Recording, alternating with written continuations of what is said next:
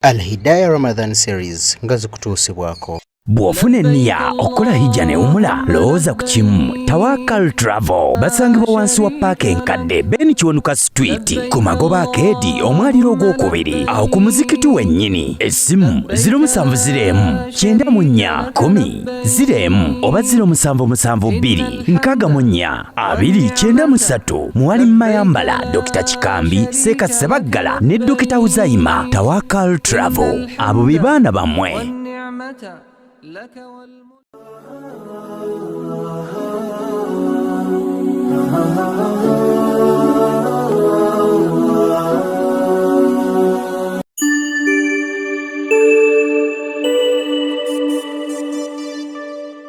بالله من الشيطان الرجيم. بسم الله الرحمن الرحيم. الحمد لله ثم الصلاة والسلام على رسول الله صلى الله عليه وسلم. رب اشرح لي صدري ويسر لي امري واحلل عقدة من لساني يفقهوا قولي. اما بعد فالسلام عليكم ورحمة الله وبركاته. ab'ebitiibwa abagala mwenna abalungi mwenna Mungu subhanahu wa ta'ala bawadde omukisa nga mukyali ku mugongo guno ogw'ensi nga mukyassa alhamdulillah.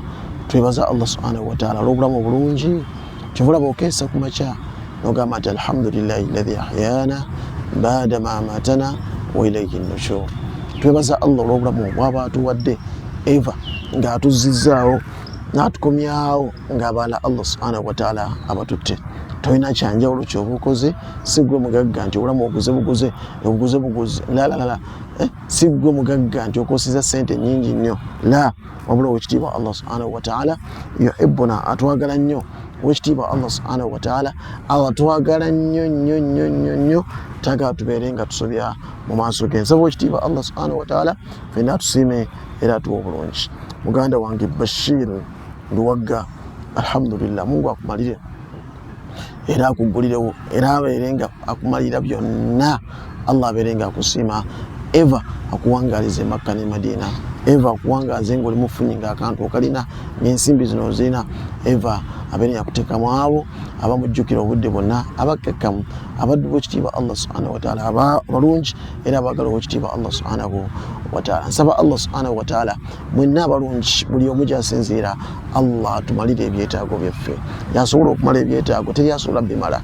Ensonga zaffe tuzissa mu mikono gy'owekitiibwa Allah subhanahu wa ta'ala. Ayi Allah, tukusaba otumalire ebyaffe.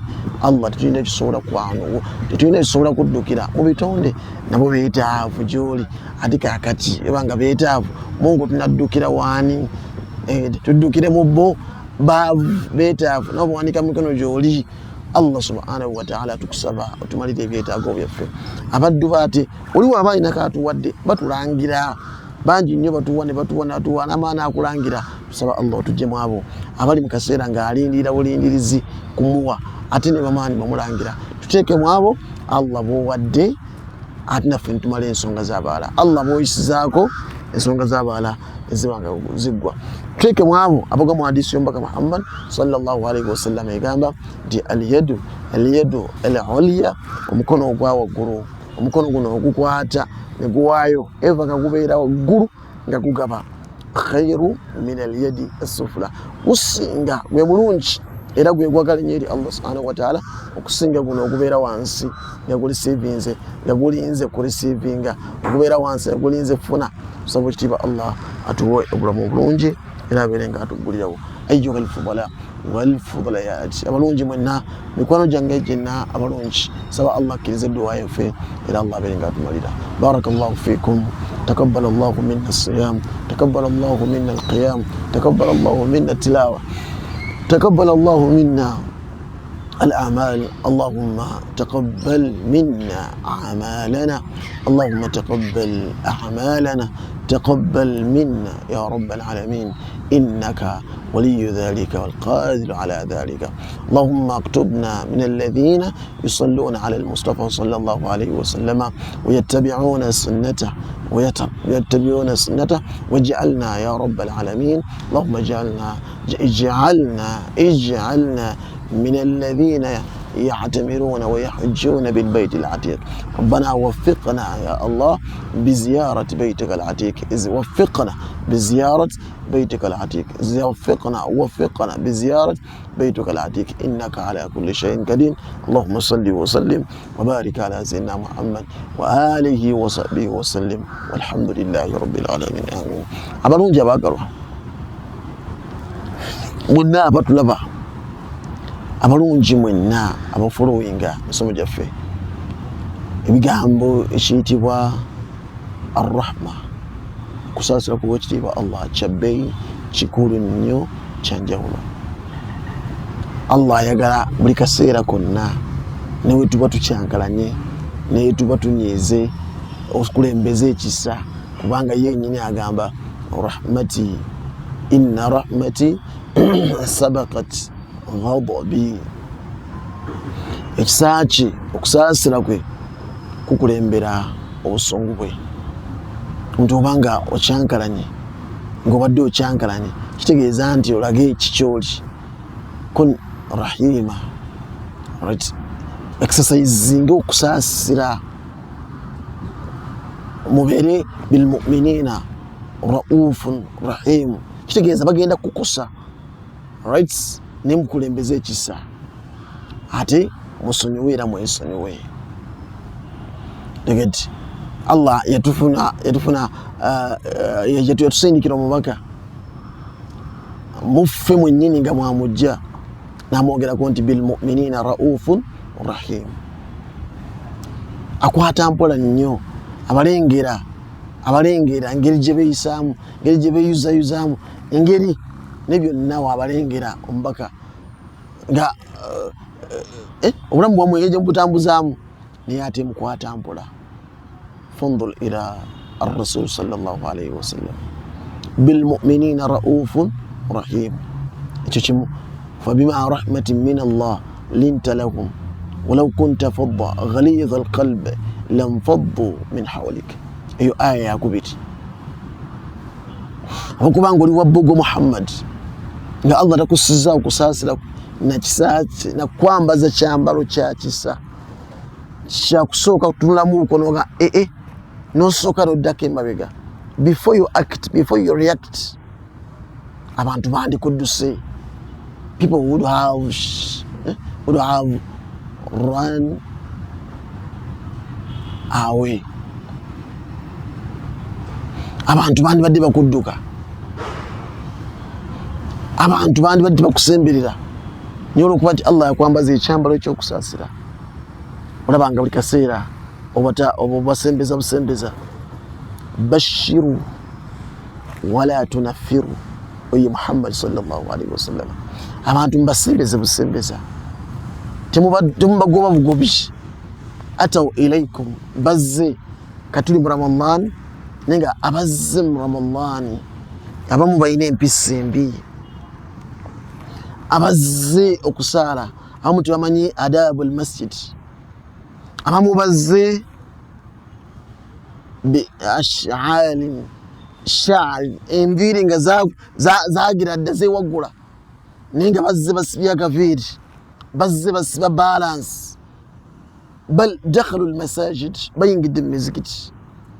Wayusalluun, naye nga gwoba omulaba olaba nga sitaani ezze. Otegeti waturiduuna au watabda'uuna, nemutandika ibaadihim au taradihim min almasajid, mubeesamba nobagoba mu mizikiti, nemubagoba nemubatwa nga mugende ekwo kimye kiggwe muyaye kadha. Aina tarahum, okusaasirigana kuli luddawa. Okusaasira okwo Allah kuyeyambaza Muhammad sallallahu alaihi wasallam, kuyawa Muhammad sallallahu alaihi wasallam be eri imaamu kuluwa. Okusaasira okwo, okwata mpola obwo, okugamba okubuulirira, okukwata obulungi abantu, okusonyiwa biruwa birazzeewa. Yagamba Allah subhanahu wa ta'ala kusura Fath, Muhammadur Rasulullah walladhina ma'ahu ashidda'u 'ala al-kuffar ruhama'u bainahum tarahum ruk'an sujada. يبتغون فضلا من الله ورضوانا سيماهم في وجوههم من أثر السجود ذلك مثلهم في التوراة ومثلهم في الإنجيل كزرع أخرج شطأه فآزره فاستغلظ فاستوى على سوقه يجيب الزراع ليغيظ بهم الكفار وعد الله الذين آمنوا وعملوا الصالحات منهم مغفرة وأجرا عظيما. محمد صلى الله عليه وسلم وابيرا أبينا بكرزا محمد رسول الله بكوا الله والذين معه نابا بيرنا يو نابا مكرزا بون نابا قبير بك محمد صلى الله عليه وسلم والذين معه أشداء على الكفار they are against injustice all sorts of injustice they are against the mischief they are against right abantu abagalo kulingirira eddembe ly'abalala abali ne Muhammad sallallahu alaihi wasallam they are totally against those who are oppressing others ashidda'u ala al-kuffar right those who humiliate those who oppress others ashidda'u ala al-kuffar and those they are against totally those who fight the code of the Almighty Allah subhanahu wa ta'ala monotheism abalwanyisa obwomu bwa Allah subhanahu wa ta'ala nga olaba abalwanyisa amazima okubaawo nga olaba ebiri Palestine nti abantu bajja ne banyigiriza abasiraamu bana be Palestine nuno omuntu alina omutima ogw'obuntu yenna niwabanga si musiraamu ng'alaba bukiisa ebikolebwa injustice of the highest order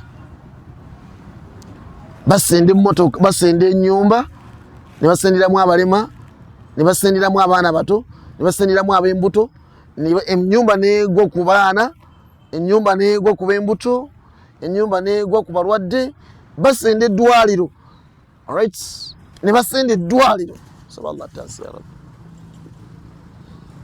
as if they are not human beings nga abasende balinga abatali bantu balinga abatalina mutima nga ne basende balinga abatali bantu nti balinga abatalina bulamu nti bo tebagala ku as if tebagala kuwangalira muno mu nsi ninga abasende abantu bitondi bw'ekitiibwa Allah nemani basula bom nemani bajja ne badisplacing community ebadde awamu ng'etebenkedde they come and displace it ne bagisenda yonna ekyalo kiramba kyonna bakisenda ne basula amayumba gaabwe. You have just heard Trump suggesting to buy the entire nation. Can you imagine akajanja ne jogo okujjanja oli agula Uganda? Are we worth it? Of being controlled and being bought by just a single person? We are servants of a single person. Only jagule and singer about Uganda. So somebody looks at Palestine and starts arguing that I'm ready to buy it. Nani giliza injustice. Allah jiyagana. That's why فبظلم من الذين هادوا حرمنا عليهم الطيبات أحل لهم. Allah yabajjeko buli kisi olw'obuli azamanya bayina n'abajjako ebirungi. Oba oyagala Allah okujjako ebirungi lyazamanya, oba oyagala Allah okugalawo emiryango gy'ebirungi egy'obuwanguzi. Abamu twewuunya tugamba lwaki ebintu byaffe tebitambula. Injustice, buli azamanya, bubbi, oppressing abalala. We are oppressors. Don't please oppress ebitonde bya Allah subhanahu wa ta'ala. Let us stop that oppression. Tubireke kabeere nga tuli ku bakozi waka katubeere kumanya nabbi agenda wala natulagana enkolagana yaffe wakati waffe n'omukozi bagamba musaasire aba akyalina entuuyo muwasasule right? Ma malakat aymanukum, abo abali wansi wammwe bemufuga mukole abo mubayise bulungi. Tegeti yatulamira mu bigambo ebisema getuwida okulamira natuwa wisaya bantu abo bitukulembera, abantu abo abebeji jetuli abamu abawanidde obulamu bwaffe batufumbira. They can do anything, but olw'ensonga nti Allah yabatonda nga bantu mitima gyabwe mirungi, taraku mubalengera nga bakola ebirungi newankubadde nga tubaoppressinga. Beera bulungi eri abakozi, bayise bulungi, toboggolera, togeza n'omulangira ebibaitiro, tolebya emmere eyenno yeddiini. Ruhamaa bainahum tarahum ruk'an sujada. Utubeera wakati waffe, wakati wa neighbor, wakati wa abakozi, wakati wa abantu betulaba nti they are nothing, right? They are inferior, they bantu wansi tebalina kyamakulu. Tula buli omu asaasira munne. Okusaasira okwo kulina okubanga kubona. Tegeti okusaasira okulina okubanga kubona. Okusaasira okwo tukwambale bwambazinga yambadde olugoye, tubeere nga kyekyambalo ekyebbe ekyo tulina kitukulembeza mu bulamu bwaffe. Saba Allah atubitegeera. Nabbi sallallahu alayhi wa sallam watu yali Allah kyova laba yamuwaana. Laba bye baakola basahaba. Yawman ata arabiy yajja omusajja qabla hadha nga sinaakusoma okukugamba adi ekyafa ekyo, laysa shadidu bisur'atin, tayitibwa nti bagenda kuwaana nti oli w'amaanyi nakumeggana to fight against anything. Innama shadid, wabula ayitibwa w'amaanyi alladhi yamliku nafsa inda al-ghadab, yafuga omwoyo gwe waba abadde anyiizi. Something kikujja mu mbeera, but you continue controlling yourself. You continue nosigala nga we controllinga, nokusigala nga we coming down, nosigala nga owuliriza, nosigala nga tuyagala bantu bala kuzuula mize. Ebyo nno bikulu omuntu bitegeera. Laysa shadidu, waita nti w'amaanyi, kaseera nga akyankalanye, kaseera nga anyiize, talaga kikyali, doesn't show his or her true colors. Nyo oyomba olinga kino nga badde bakuwa ekitiibwa.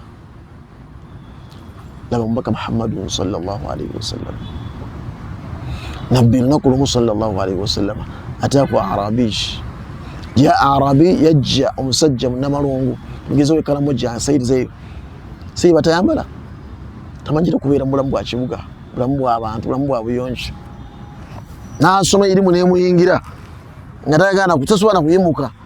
Soma irimu n'emuyingira, tegeti irimu bw'eyingira eno kulaba nga tayagala kuvaawo, tayimu n'etuuka musonde gumuyitako nga ne gujja ayagala kuba susu, n'afuluma n'agenda wali mu kasonda.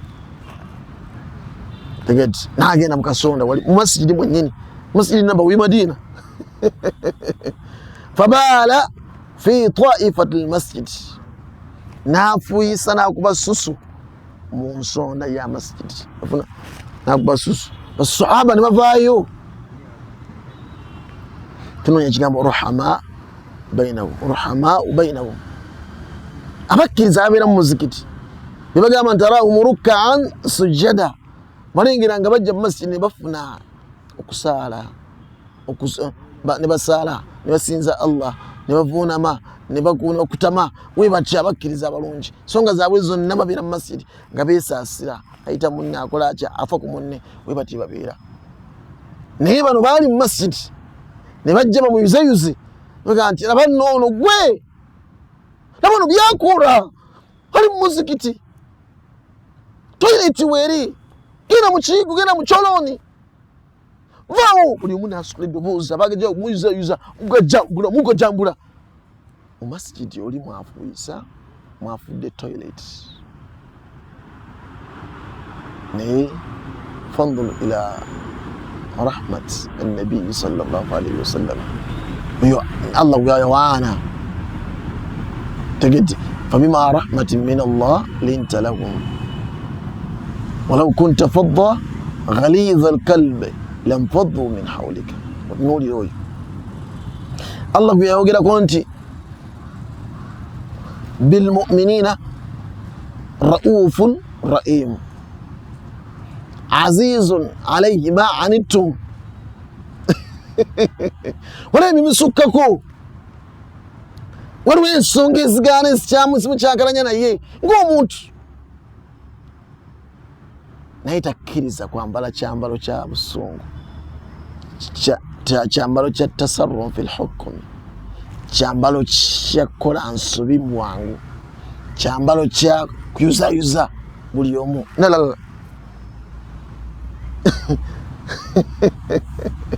Oye Muhammad sallallahu alayhi wa sallam yagamba muleke, ali mu masjidi yakuba susu nagamba nti muleke, n'amala okukuba susu n'amusembeza n'amugamba eno nyumba ya Allah, inna almasajida lillah, miziki nyumba ya Allah subhanahu wa ta'ala. Ate omusulo najisi gugenda mu toilet, omusulo gumalako wuzu, mbiwulidde ya Rasulallah aga nti bagenda mu toilet tebafuuyisa mu muzikiti. Olaba kusaasira kwa Nabbi sallallahu alayhi wa sallam, tebakuba susu mu masjid ng'ayogera nno nga nabukakkamu nagonjebwa nagwowo namukwano, asomesa ono omusajja munnamalungu. Omusajja ono alina ensonga. Ekisooka ayinza okuba nga alina ekirwadde ekyakawogo, ekyo kimu. Ekyokubiri, abamuleka ne bamukwata ne bamugejamula, masjidi yonna yandibadde erongoosebwa, tebandisadde bandizuzaawo enagisi, naye namuleke akube wali susu bamulongoosa, ne balongoosaawo. Ekyo naye kenyini yandibadde ajjula jenakani susu ena namujjula, kubanga beera nga susu awo togezaako musitopinga oluusi n'okwabika akawago.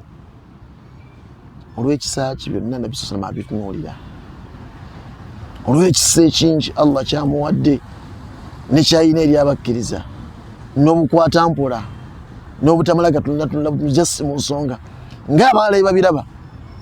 Nabbi sallallahu alayhi wa sallam yali wabbe abayimiridde mu bigere bya Nabbi sallallahu alayhi wa sallam, al ulama warathatul anbiya, ate ffe abasinga obungi abamu baliko opposite. Nabbi ayagala akola kino, asomesa kino, akola kino, but for you ate gwe okola ekitalina, osiguba abantu mu mizikiti. Nabbi oti yamugobaamu, tukaffiru nnasa. Olabanga abantu abatalina makulu abalala just because mwawukanye muntegeera, just because akoze ensobi nga naawe okola ensobi nyingi. Omwami n'omukyala, omwami nga akoze ensobi, yes kale agikoze, naye nga naawe okola nnyo ebingi. Kale omwami eri omukyala, omukyala akoze ensobi, yes naye nga naawe omusobya nnyo, nga naawe byolina bingi. Teweetaagisa kukkakkana ne musolovinga ensonga ezo amicably nga ziri mu kisenge musibyewo n'okusibawo, ng'ensonga endala we muzikola nga muli babiri nga musibyewo and nobody gets to know. Alright, you don't want anyone to find out. Ne mubeera busy mu kisenge muli aba, ekyo ne kibawa essanyu. Kyemugamba temusobola solovinga nsonga zino, ekibawa essanyu ne mukomyawo mukwano n'okwagalana ezibadde zibakyankalanyiza. Nabbi watu yali sallallahu alayhi wa sallam tukulembeza okusaasira. Lowooza ku banno nga naawe oyagala bakwate bulungi, kwata banno bulungi, balowooze nabo balumwa, nabo bantu, nabo banyiiga, nabo bava mu mbeera, nabo bakosebwa. They are also human beings. Simanyi oba muntegedde, saba Allah abawe bitegeere ebigambo bino. They are also human beings. We must always learn. We must always emulate. We must always fight and get what is supposed to be and do what is supposed to be done. We must always stand on the right side. Tuyimirire ku kituufu twogere ebituufu titumalaga twalivwa nagasikibwa nambeera newankubadde nga twagala abantu tuyise obulungi wakola ensobi kakkana kwata omuntu bulungi ono yafuuyisa mu masjid nabinaga abalongooseewo naye eyo hadithi eyina essomo ddene eri abakulembeze essomo ddene eri abantu ba umma eno essomo ddene eri ab'omumaka essomo ddene eri everyone oye Muhammad sallallahu alaihi wasallam n'obuntu bulamu n'obukwata mpola n'ekisa kye lwaki tetubijja mu Ramadani muno nga tukyuse. I've changed today. I believe I won't practice any injustice. I won't fight others anymore. I won't sigena bali amunkwe. I won't isawa zino. Isawa yoyo kuchuka. Si buli muntu agenda kola gukyo yagala. Tebasobola. Enso tamulanga gwoja agala direct weight. Lala. Subira mbitegede bulungi. Fanduru ila النبي صلى الله عليه وسلم لما النبي صلى الله عليه وسلم يروانه أتاكو غلام مفوبكا يجا أمانيا إنا mbula kalevu govuvuka ina mulungi teged ayimira mbachala wati buli omuntu agamba nti byeri amanyidde nga yeri amanyidde kulira lira kyokka atawulira wala taqrabu zina nabya Allah aya zamukako tusimbira ngo obwenzi nasomesa obibu obwenzi kati nze nabeerawo ntya naganze Muhammad kagende mugambe ene mugambeko ndi muvubuka atujja ku bino bitunyumirwa muvubuka ina amaanyi mangi buli kimwe awulira ayagala okukyogera awulira ayagala kukola ki aganti kamugambeko namusingana Nabbi sallallahu alaihi wasallam angali biza ine basahaba ali mbasomesa namuga ya Rasulullah wayombaka wa Allah hadithi ya Abi Umama even li bizina zimpulira sobola kubaawo yasenze njagala nyende nga gumpadde permission even li bizina ya Rasulullah nze mpa permission nyende nkwata mpola kwa Nabbi ekisa kya Nabbi okutunuulira embeera z'abantu bilmu'minina raufur rahim rahamau bainahum tarahum ruk'an sujada yabtaguna fadlan min Allah. Nabbi Muhammad sallallahu alaihi wasallam nga kyali kakitegeeza nga ate muvubuka mbula kalevu nga n'ensimbi yazina n'abakyala asobola okwenda kuwono asobola ku kyonna kikola tegeti kuba mulembe gwa olwaleero nti ama agenda mu gym park azina zona 6 pack right akanyama akalina asobola okugira ati ayambala ama white n'ava yabwala buli omwamu egomba nga n'akantu akalina aba mu family yeyo n'ama height kwegali yegali ge bagamba buli omu egamba anyone ye muvubuka asobola okukola kyonna right anything nga asobola okikola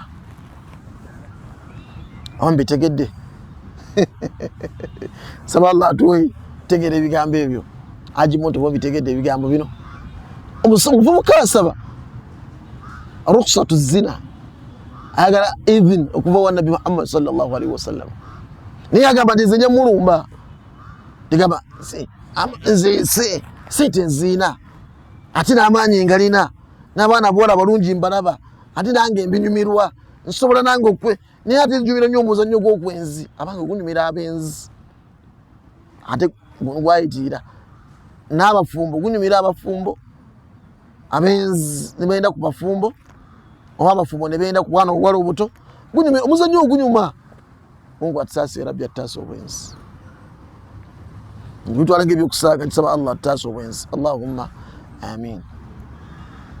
Aya mama kanigeza obulembe guno olwaleero mvuka ani awunya bulungi ali mu Benz ali mu zine zalagibwa zimpenkone ali mu ezo nyini right jero ali mu formatic buli kimu kyonna kyalina okuba ngatto tegedde abaana baziraba ayambadde ngatto zezo nyine zamalayo kyonna kyali kyonna buli muwala akayanira ye ayimira buyimirizaawo ne balanga okujja we bati akwata essimu zennyini eziriko nga buli kimu kyonna kiina ekimuyingiza mu bwenzi nga weeraba gwe muvubuka gwe nebyoyitamu ne bu restaurant bwotulako ne ku Serena hoteri wotula ng'ogenzeewo nina we nali omwana w'omuwala essimu zino zimaaso asatu nga zaakajja yali wali ng'atukula omuvubuka omu n'agamba aji wange omu n'agamba nti kankulaga abaana bawala kibaagala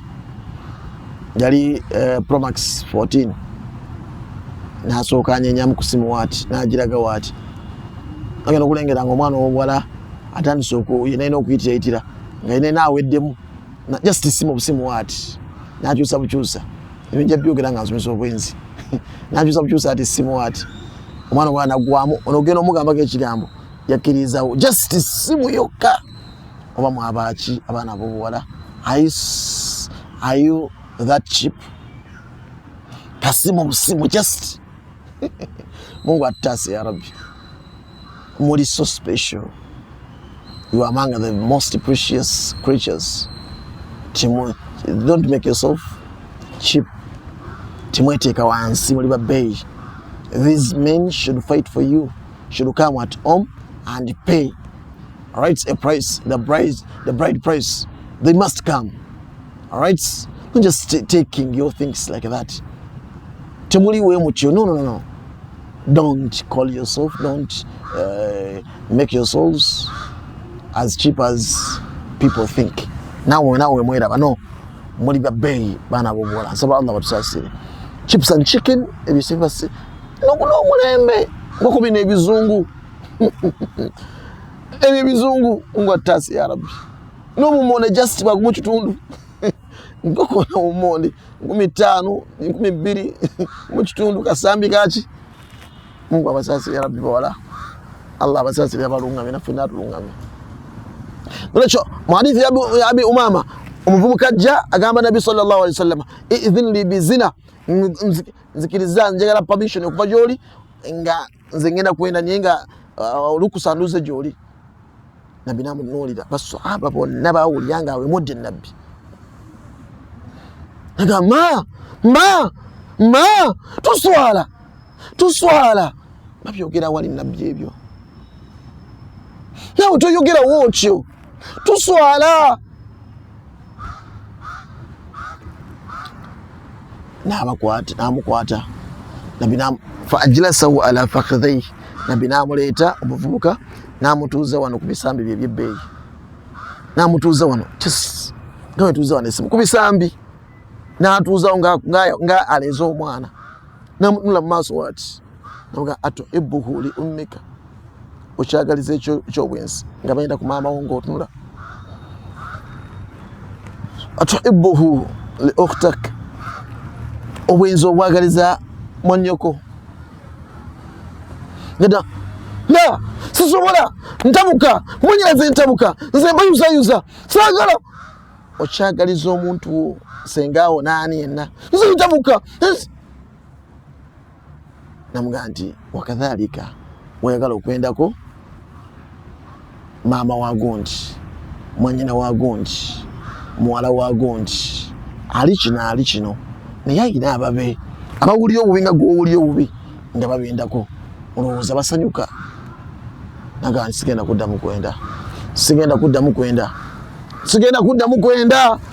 nagenda ngaakaaba ebisosana namusomera edduwa nti Allahumma tayyir farja ay Allah rongoosa obwerere bwe era olongoosa emirimu gye rongoosa eddiini ye rongoosa obulamu bwe ay Allah olongoose n'obwerere bwe obutukuzize ddala obuggyemu obukyafu aleme kuddamu kulongoosa kuddamu kulowooza ku kyakwonoona longoosa omutima gwe n'obusiraamu bagamba nti fa hasuna islaama obusiraamu bwe bwalongooka olulongooka era tiyaddamu kwenda nagenda nga awera naga sigenda kuddamu kwenda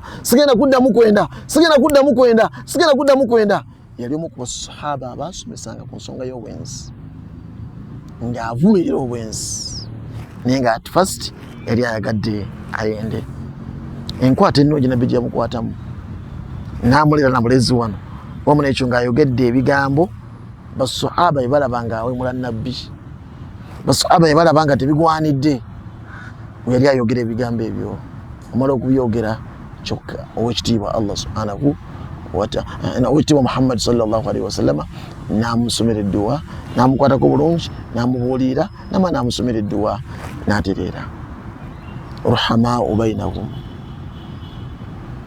tegeti ruhamau bainahum fabima rahmatin min Allah tayuzayuza bantu tavuma tasamba takuba yasomesa birrahma tulaba Allah subhanahu wa ta'ala atandika essula eno arrahman allama alquran kumanya kusaasira kwa beiji naye tuba tusomesa ffe nga tusomesa abaana Allah yagala tubeere nga tukuba basaasisi kubanga Allah yali asomesa Quran yatandika na linnya lye ery'okusaasira tiyagamba al aziz la tiyagamba nti al jabbar la tiyagamba nti al qahhar tiyagamba kinamanya amanene gali gowulira yatandika n'erinnya arrahman ngali ya maarifa yogeddeko ye kennyini tagambye arrahman la arrahman yennyini eyogeddeko n'ebitendo bye n'ekitende ekyarrahman allama alquran khalaqa al-insan allamahu al-bayan eyoyo mbaka Muhammad eyoyo wekitiibwa Allah subhanahu wa ta'ala weyasomesa omubaka Muhammad sallallahu alaihi wasallam naffe wayagala tubeere naye tuba tusomesa tubeere bakisa naye tuba twogera n'abantu tubeere bakisa yogera bulungi tulina kyovaako right okweyisa obulungi abakola ensobi balabe naye tubayuzayuza akatwogereko kati bagambe yes bwadde neligambwako nyini lyo niye omugambye otya era yani gogamba don't you think he will also attack you okumanya abantu kirungi character z'abantu because some of them might fight back kibula twefula ababuulira oluusi ntukozesa a wrong tongue tukozesa an abusive tongue ntukozesa a hard talk you are stressing the point oyogera kyoyogera kukama mazima niyo okozesa hard talk these people or this guy you are dealing with ayagala sweet talking is what you should aim at just sweet talk ajja bitegeera nabbi kiyakola kuoli omusajja yafuuyisa mu masjid kiyakola kuno eri amugamba nti bamuwa olukusa permission ayende oba ebyo tubisoma tubireka bulesi mu bbanga kikigaana okubissa mu nkola kubanga yabikola Allah yamutusindikira nga muntu tiyatusindikira malayika yatusindikira nabbi ng'ava mu ffe tusobole okuba nga tumuyigirako yaliga role waffe kitegeeza naffe tusobola ebyo byakoze tusobola naffe obikola nsaba Allah atuwa obulungi era abeere nga atusiima jazakumullahu khair tumaliza tewali bwetaavu tugamba tewali bwetaavu bwakuyuzayuza tewali bwetaavu bwakuvuma na kujerega tewali bwetaavu bwakuba tewali bwetaavu bwakwetwala nti ffe tulina ekyebbeeyi ekyenjawulo nnyo kyetuli ne tubanga ate we despise others oluusi bakola ensobi ne tubalinyira bulunyizi n'okwasemwezaako ebitoomi tewali bwetaavu enkya naawe ogenda kukola ensobi yeemu naye ate osobola omubuulira tegeti bilogatin n'olulimi olulungi nga nabbi yakola osobola omubuulira just ng'abikolwa nga nabbi yakola sallallahu alaihi wasallam osobola omubuulira nga just challenge nga nabbi yamugamba oli ekyo kyagala is challenging him mama osinga gwe bayendako tegeti e challenge baba bayenda ku mwanyoko ngolaba oyagala naawe bende ku mwala wo tegeti kitegeza nti yali muzadde amanya ina manchi obwenzi bumuwomera bumunyumirwa abumunyumira awulira nga ina amanyi manchi ne sente azina nga bavuko olwaleero musugudde amaka g'abantu mwononya amaka g'abantu namwe abaana b'omuwala olwaleero mwononya amaka temwagala fumbirwa abavubuka temwagala kuwasa abamu mwonoona bwonoonye amaka g'abasajja mwenda kubaka abasajja Alright, saba Allah tas ebinja byogera ko ngansonyeza ku bwenzi tulinde ensonga y'obwenzi nga tuyogera ku mwezi guno ogwa Ramadan. Saba Allah tusime era atuwe obulungi. Oba mbitegedde okusaasira kyambalo kitulina okwambala ffenna okyo Allah kyayagala okusaasira kwekitiibwa Allah kubuna kukulembera obusungu bwe.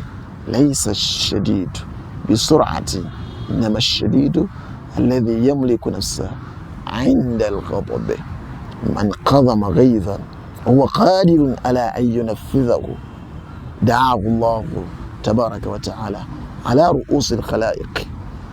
Mpaka ebigambo bya Nabi sallallahu alayhi wa sallam nga bigenda tujja bimenyamenya tubyogereko inshallah ta'ala. Allah watusaasire tugenze kuweereza mu Tawakkal Travels, tukulinze for hajj and umrah, kulinze kutwala Makka ne Madina for hajj and umrah.